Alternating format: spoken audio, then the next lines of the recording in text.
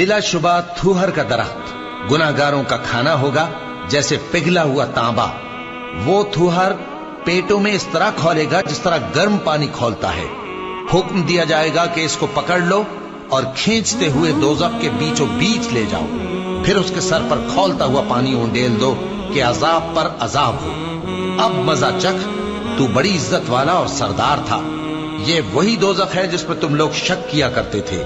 बेशक परहेजगार लोग चैन के मकाम में होंगे, यानी बागों और चश्मों में बारीक और दबीज रेशम का लिबास पहनकर एक दूसरे के सामने बैठे होंगे। वहां इस तरह का हाल होगा, और हम बड़ी बड़ी आंखों वाली हूरों को उनकी बीवियां बना देंगे।